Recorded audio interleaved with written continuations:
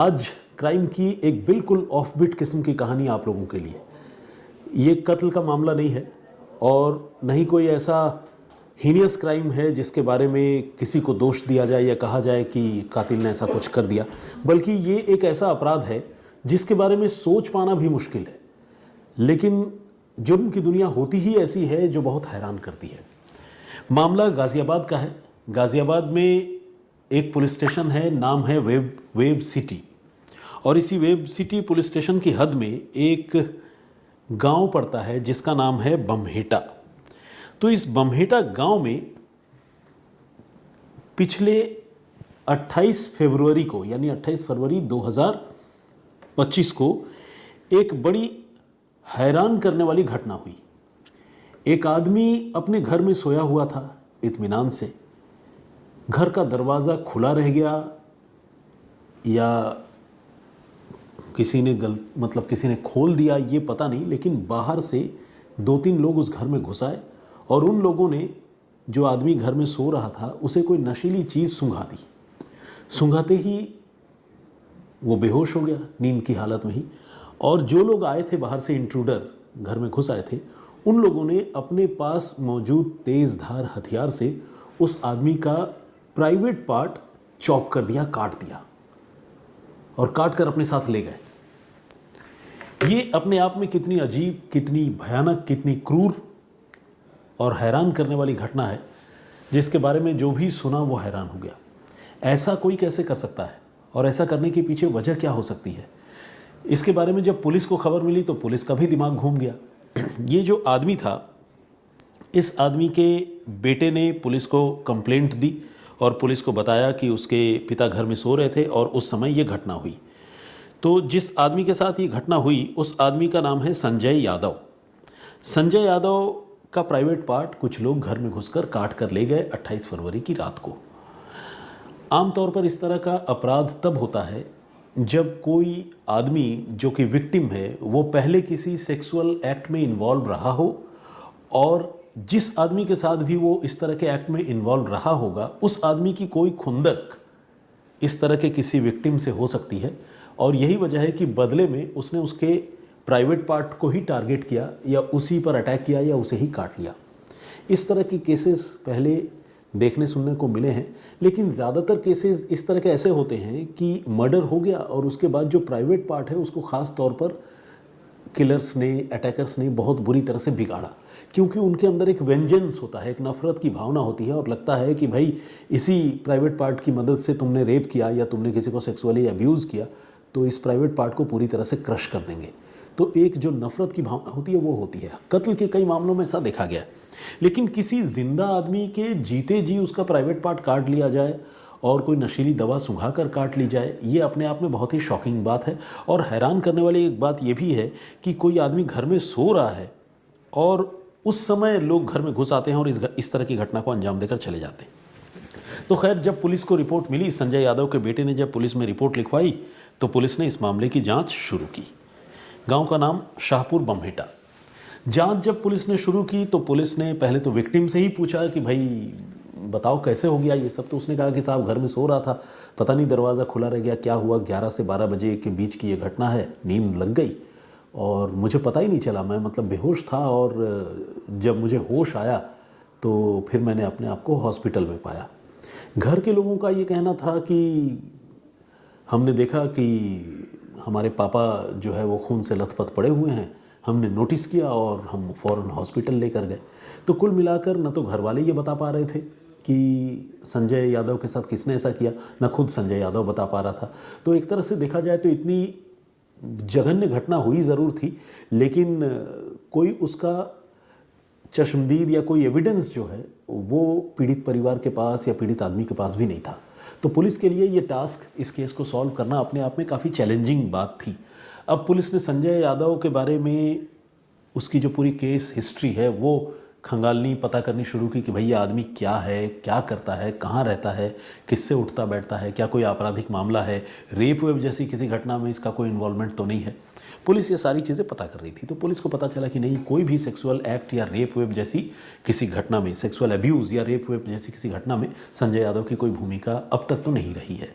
अब पुलिस और उलझ गई कि अगर इस तरह का कोई मामला है नहीं तो फिर प्राइवेट पार्ट को डैमेज करने और काट कर ले जाने का क्या सेंस हो सकता है।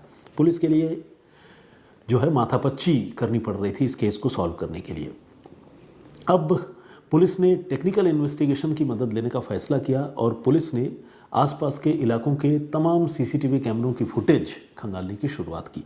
जिस समय ये घटना हुई थी उस घटना का टाइम फ्रेम तो पुलिस को पता था, क्योंकि ये बात विक्टिम खुद बता रहा था, पीड़ित परिवार के लोग बता रहे थे। उनका कहना था कि 28 फरवरी की रात को तकरीबन 11 से 12 बजे के बीच।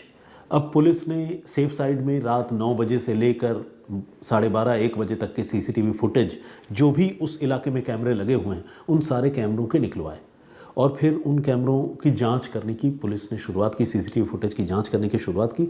और सारे फुटेजेस को स्कैन करने के बाद पुलिस को एग्जैक्ट कोई आदमी उस घर के अंदर जाता हुआ तो नहीं दिखा, लेकिन पुलिस को एक ऑटो जो है उस विक्टिम के मकान की तरफ जाता हुआ, गलियों से जाता हुआ दिखा और फिर वो ऑटो रात को ही वापस भी आता हुआ दिखा। और इसके बीच में जो टाइम रहा होगा वो तकरीबन समझ लीजिए आधे घंटे 45 मिनट का रहा होगा। पुलिस को अब शक होने लगा कि हो सकता है कि जो भी अटैकर थे जिन्होंने प्राइवेट पार्ट काटा वो हो सकता है कि इस ऑटो में ही सवार होकर आए थे, क्योंकि पुलिस ने किसी को बाइक पर या पैदल जाते हुए उस टाइम फ्रेम में उस गली की तरफ जाते हुए नहीं देखा। तो अब ये ऑटो शक के दायरे में आ चुका था, लेकिन ऑटो किसका था और ऑटो में कौन लोग बैठे थे ये पता करना था। पहले दूसरे सीसीटीवी फुटेज में ऑटो की तस्वीर तो दिख रही थी, लेकिन ऑटो का जो रजिस्ट्रेशन नंबर है वो क्लियरली विजिबल नहीं था। बाद में जब पुलिस ने और जांच की, कुछ एक और सीसीटीवी फुटेज खंगाले, तो पुलिस को उस ऑटो की एक ऐसी तस्वीर नज़र आई जिसमें उसका रजिस्ट्रेशन नंबर साफ साफ दिख रहा था। ये पुलिस के लिए एक बहुत बड़ी मदद वाली बात थी, पुलिस को बड़ी हेल्प हुई उससे। पुलिस ने उस ऑटो के रजिस्ट्रेशन नंबर से ऑटो के मालिक को ट्रैक किया, उस तक पहुंची पुलिस। और पहुंचने के बाद पुलिस ने कहा कि हाँ भाई, तुम्हारा ऑटो उस गली में रात को 11 से 12 बजे के बीच था, किसी को लेकर गया था, हमें शक है, तो बताओ कहाँ थे, क्यों गए थे तुम्हारी क्या भूमिका है। तो उसने कहा कि साहब ऑटो मेरा है, लेकिन वो ऑटो आप जो 28 फरवरी की बात बता रहे हैं, 28 फरवरी को तो मैं चला नहीं रहा था, मैंने एक ड्राइवर हायर कर रखा है, वही चलाता है, वही लेकर गया था ऑटो। तो पुलिस ने फिर उस ड्राइवर को पकड़ा। ड्राइवर से जब पूछताछ हुई तो उसने कहा कि हाँ साहब, मैं 28 फरवरी को गया तो था उस शाहपुर बमहेटा गांव की तरफ। तो बोला कि किसके साथ गए थे, क्यों गए थे। तो उसने बताया कि साहब हमारे साथ तो 3 किन्नर थे। किन्नर मतलब यूनक। तो 3 किन्नर थे जिनको मैं लेकर गया था। उन्होंने कहा कि किसी के घर में कुछ काम है और फिर उनको वापस भी आना था, तो वो आ गए थे। अब पुलिस ने कहा कि उन किन्नरों को कहाँ से पिक किया था, क्या उनको पहचान सकते हो, उनके नाम पता बता सकते हो। तो ऑटो वाले ने कहा कि नाम पता तो नहीं बता सकते, लेकिन जहाँ से पिक किया था वहाँ मैं उस जगह का पता बता सकता हूँ और जहाँ ड्रॉप किया था वो भी बता सकता हूँ। तो पिक एंड ड्रॉप के बारे में इस ऑटो ड्राइवर ने उस किन्नरों के बारे में पुलिस को जानकारी दी। अब किन्नर जो है, आपको पता है कि मतलब किन्नरों की तादाद ऑफ कोर्स आम लोगों के मुकाबले तो काफ़ी कम होती है, और इस तरह के किन्नर जो समाज में खुलेआम घूमते हैं और मान लीजिए नेग वगैरह लेते हैं, मांगते हैं, दुआएं लेते हैं, देते हैं, तो इस तरह के किन्नर उनकी संख्या और भी कम होती है। सोसाइटी में ऐसे किन्नर होते हैं जो आम लोगों के बीच रहते हैं, लेकिन ऑब्वियसली उनके सेक्सुअल प्रेफरेंसेस और सेक्सुअल कंडीशन के बारे में आम लोगों को नहीं पता होता। लेकिन कुछ किन्नर ऐसे होते हैं जो खुलेआम ज़िंदगी जीते हैं, तो ऐसे किन्नरों को आइडेंटिफाई करना ऑफ कोर्स पुलिस के लिए आसान होता है। तो पुलिस ने अब पता लगाना शुरू किया कि भाई वो किन्नर कौन से हो सकते हैं और किस किन्नर ने ये सब किया। तो पुलिस को इस केस में कुछ लोगों का पता चला और ये लोग वाकई किन्नर थे। इन लोगों के नाम मैं आपको बताता हूँ। जो पुलिस ने 3 लोगों के बारे में जानकारी जुटाई, ये तीनों किन्नर थे और इन किन्नरों के नाम हैं जोगेंद्र उर्फ मोहिनी, तानिया खान उर्फ बंगालन और ब्रह्म सिंह उर्फ अजय। ये 3 किन्नर जो है ये पुलिस को पता चले इनके बारे में कि ये लोग उस जगह से ऑटो लेकर कहीं जाते आते हैं या इनका हैबिटेट इस एरिया में है। तो पुलिस ने इन लोगों को हिरासत में लिया और इनसे पूछताछ शुरू की। जब पूछताछ शुरू की तो शुरू में इन्होंने झूठ बोला, लेकिन जब पुलिस ने इनसे सख्ती की और कहा कि उनके पास एविडेंस है, सीसीटीवी फुटेज में तुम लोग दिख रहे हो ऑटो में बैठकर जाते आते हुए, तो तुम अब बच नहीं सकते, सच बताओ। तो जब उनसे पुलिस ने सख्ती की तो उन्होंने संजय यादव के प्राइवेट पार्ट को काटने की बात कबूल कर ली। अब पूछा कि भाई क्यों काट दिया, ऐसी क्या बात हो गई, मतलब किसी हंसते खेलते इंसान के साथ ऐसा जुल्म क्यों?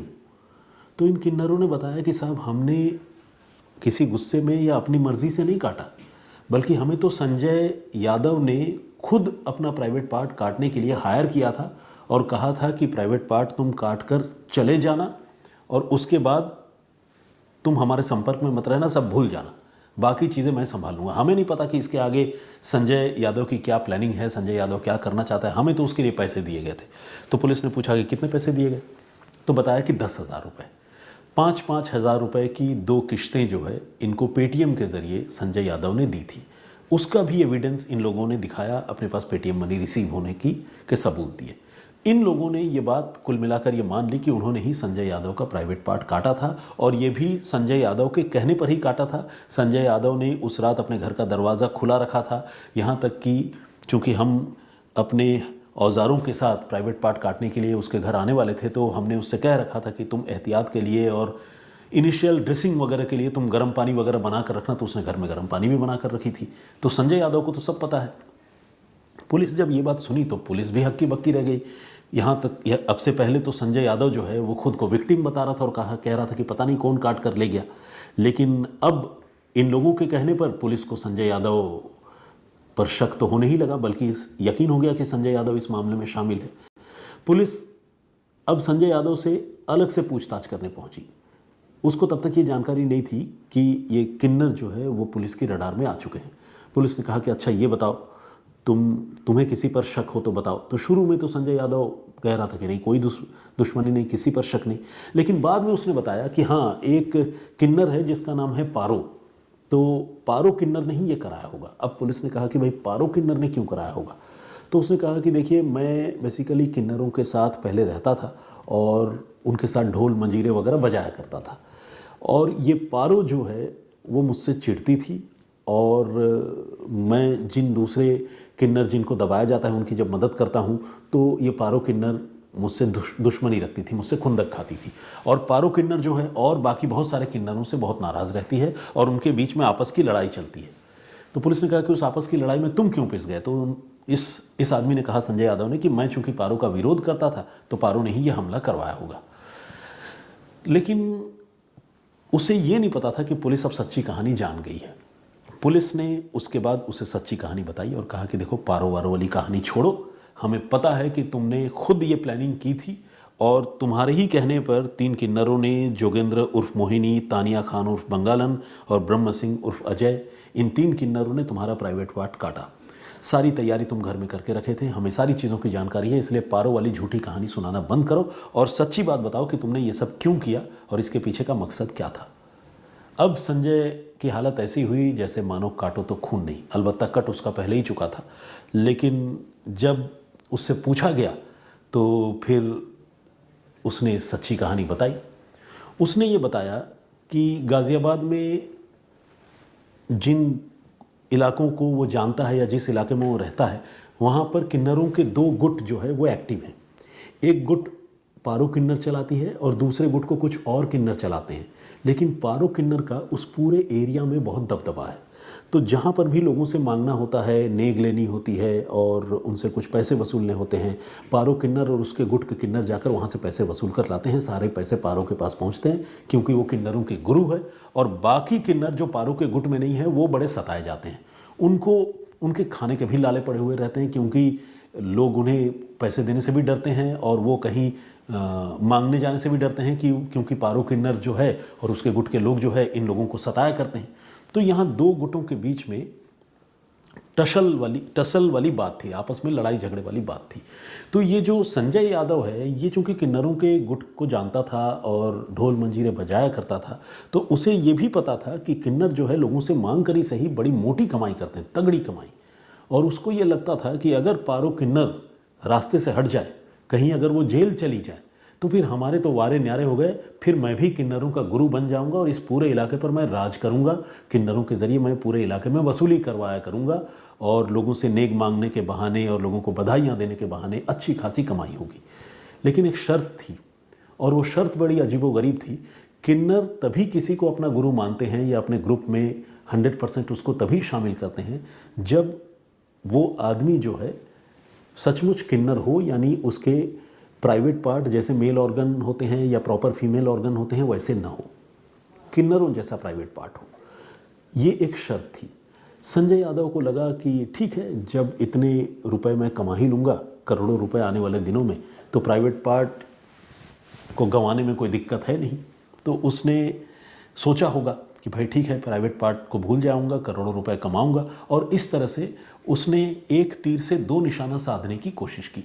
पहला तो उसने ये सोचा कि प्राइवेट पार्ट हट जाएगा तो फिर मैं किन्नर बन जाऊंगा और किन्नरों का गुरु बन जाऊंगा, क्योंकि ये जो बाकी पीड़ित किन्नर हैं उन किन्नरों के साथ उसकी अच्छी जान पहचान थी। पीड़ित किन्नर इसके पास रोना रोते थे, तो इनको लगा कि मैं इन सारे पीड़ित किन्नरों का गुरु बन जाऊंगा। और दूसरा, एक तीर से दो निशाना, दूसरा निशाना ये था कि उसे लग रहा था कि अगर प्राइवेट पार्ट कटवा लूंगा और उसी प्राइवेट पार्ट को कटवाने का इल्ज़ाम पारो किन्नर पर चला जाएगा तो मैं तो बच जाऊंगा और हम प्राइवेट पार्ट काटने वाले असली किन्नर भी बच जाएंगे, लेकिन पारो जो है वो जेल चली जाएगी।